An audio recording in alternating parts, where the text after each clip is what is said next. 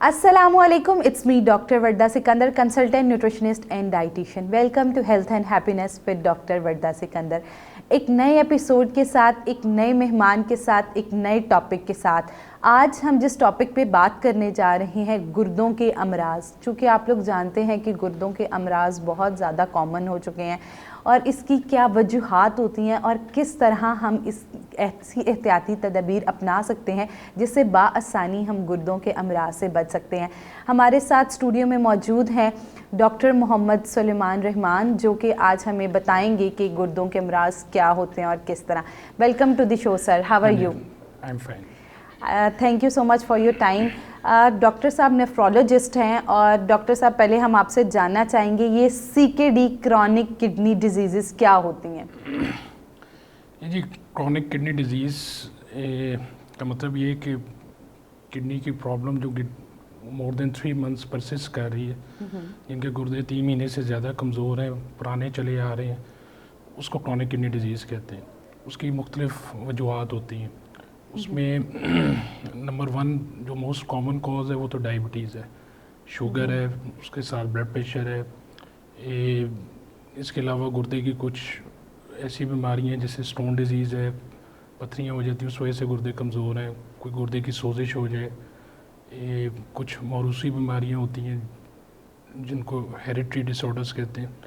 पर ये कि 70 to 80% जो कॉजेज़ हैं उसमें शुगर और ब्लड प्रेशर ही है मेन।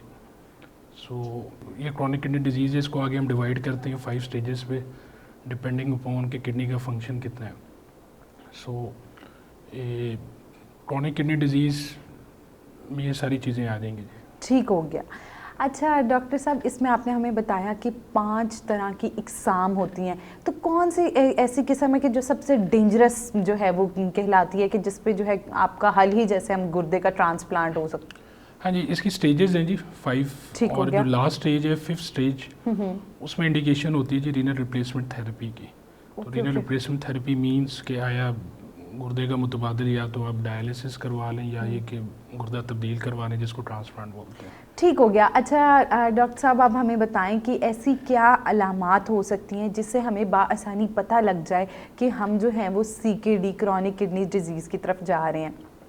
क्रॉनिक किडनी डिजीज़ जो है ना, इनिशियल स्टेज में तो ये एसिम्प्टोमेटिक होता है, इसमें कोई सिम्टम या अलामात नहीं आएंगी, इसलिए इसको साइलेंट किलर भी कहते हैं। ज़्यादातर अलामात तब आएंगी जब गुर्दे 20% से कम काम करने रह जाएंगे। जब GFR 20 से कम हो जाएगी तब ज़्यादातर अलामात आएंगी। उनमें सोज का पड़ना, सांस खराब होना, थकावट होना, ये कॉमन कंप्लेंट्स हैं। पेशाब कम आना, पेशाब में झाग बनना, इसके साथ अगर ज़्यादा गुर्दे कमज़ोर हों तो साथ उल्टी मतली की कैफियत, भूख कम लगना, खून की कमी हो जाना, तो ये सारी चीज़ें आ सकती हैं।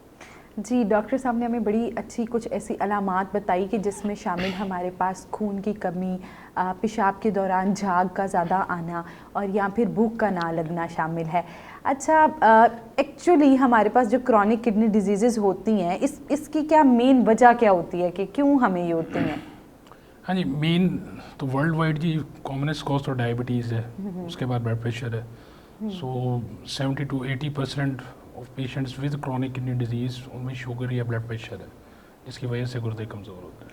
ठीक हो गया। इसका ये मतलब हो गया कि शुगर और ब्लड प्रेशर वाले अमराज जो हैं उनमें ज़्यादातर ये देखी जाती है। अच्छा, हम एक बात हमेशा कहते हैं, prevention is better than cure, एहतियात इलाज से बहुत बेहतर है। तो क्या ऐसी एहतियाती तदबीर होनी चाहिए जिससे बाआसानी हम जो है वो इतने बड़े CKD मसले से बच सकें? हाँ जी, इसमें सबसे ज़रूरी तो ये कि जो पॉपुलेशन एट रिस्क है, ख़ासकर जिनमें डायबिटीज़ हाइपरटेंशन डायग्नोस्ड है, उनको साल में 1 दफ़ा किडनी फंक्शन टेस्ट ज़रूर करवाना चाहिए। स्क्रीनिंग टेस्ट है, रीनल फंक्शन टेस्ट ब्लड में, और यूरिन में urine complete examination for protein या एल्ब्यूमिन यूरिया के लिए। क्योंकि उनमें रिस्क होता है तो उसमें सबसे पहले पेशाब में प्रोटीन आएगी, उसके बाद क्रेटिन बढ़ना शुरू होगा। पर पेशेंट को कोई सिम्टम या इलामात नहीं आएंगे, पेशेंट बिल्कुल ठीक ठाक होगा, कोई इशू नहीं होगा। 1 दफ़ा उस पर नज़र रखने की ज़रूरत है और हर साल वो टेस्ट होना चाहिए जिनमें शुगर या ब्लड प्रेशर है। और दूसरे वो पेशेंट जिनमें डायबिटीज़ हाइपरटेंशन नहीं है पर उनमें फैमिली हिस्ट्री है, ان کو بھی کروانا چاہیے. یا وہ پاپولیشن جن کا ویٹ زیادہ ہے وہ ایٹ ہائی رسک ہے تو ان کو بھی ایک دفعہ ضرور کروانا چاہیے ٹیسٹ. ٹھیک ہو گیا. آپ نے بات کی کڈنی فنکشننگ ٹیسٹ کی, تو کیا یہ کون سا ٹیسٹ ہوتا ہے اور اس کا کیا نام ہوتا ہے؟ دیکھیں اس میں یوریا کریٹنن ہوتا ہے. اوکے. یہ مارکر ہوتا ہے جو کہ ایسٹیمیٹ کرتا ہے جی ایف آر کو. سو آپ کی اگر گردے کمزور ہیں تو یہ ریز ہو جائے گا. ٹھیک ہو گیا. اچھا, کریٹنن ٹیسٹ کی آپ نے بات کی, کتنی ویلیو اگر ہو تو اس سے ہوتا ہے کہ ہمارے گردے صحیح کام نہیں کر رہے ہیں؟ دیکھیں اس کی نارمل رینج جو ہے نا وہ ویری کرتی ہے. کریٹنن اٹ ویریز, اسی لیے اس کی رینج دی ہوتی ہے لیب میں. تو یہ پیشنٹ ٹو پیشنٹ ویری کرتا ہے کیونکہ یہ مسل سے نکلتا ہے. تو جس کا مسل میس زیادہ ہے اس کا کریٹنن نارملی تھوڑا زیادہ ہوگا, جس کا مسل میس کم ہے اس کا نارملی کم ہوگا. ٹھیک ہے جی. ایک بڑے بندے میں جو باڈی بلڈنگ کرتا ہے اس کا کریٹنن 1.2 وہ بھی نارمل ہوگا. ایک عام بندہ جس کا کریٹنن 1.2 ہے وہ اب نارمل ہوگا, وہ ریزڈ ہوگا. ٹھیک ہو گیا. ڈاکٹر صاحب نے بڑی زبردست بات کی کہ اگر ہم لوگ اپنی مانیٹرنگ ساتھ ساتھ کرتے رہیں گے تو ہم کرونک کڈنی ڈیزیز سے بآسانی بچ سکتے ہیں. اچھا ڈاکٹر صاحب, ٹاپک بڑا انٹرسٹنگ ہے, چونکہ ٹائم کم ہے, ہم اپنے آخری سوال کی جانب جاتے ہیں.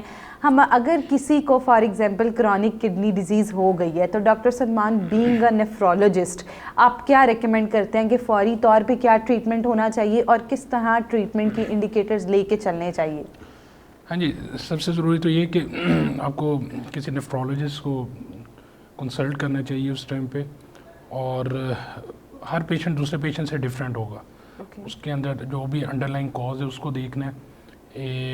اگر ڈائبٹیز بلڈ پریشر کی وجہ سے ہے تو ڈائبٹیز بلڈ پریشر کا کنٹرول بہت ضروری ہے. ساتھ کوئی ایسی میڈیسن نہ لی جائے جو گردوں کے لیے نقصان دہ ہے. خاص کر یہ جو درد کی دوائیاں ہیں جو روٹین میں ہمیں اوور دا کاؤنٹر مل جاتی ہیں, NSAIDs جن کو کہتے ہیں, ان کا پرہیز کرنا, ان کو اوائڈ کرنا ہے. دوسرا یہ کہ depending upon stage of chronic kidney disease ہے اس کے مطابق اس کا علاج, اس کی کمپلیکیشن ان کو مینیج کرنا پڑتا ہے. ٹھیک ہو گیا.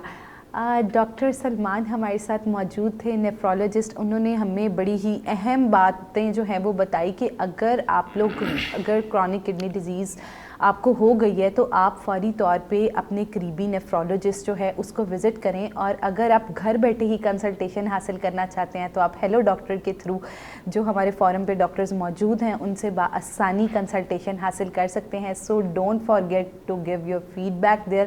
ملتے ہیں ایک نئے ایپیسوڈ کے ساتھ. خیال رکھیں. Stay happy, stay healthy. Thank you. اللہ حافظ.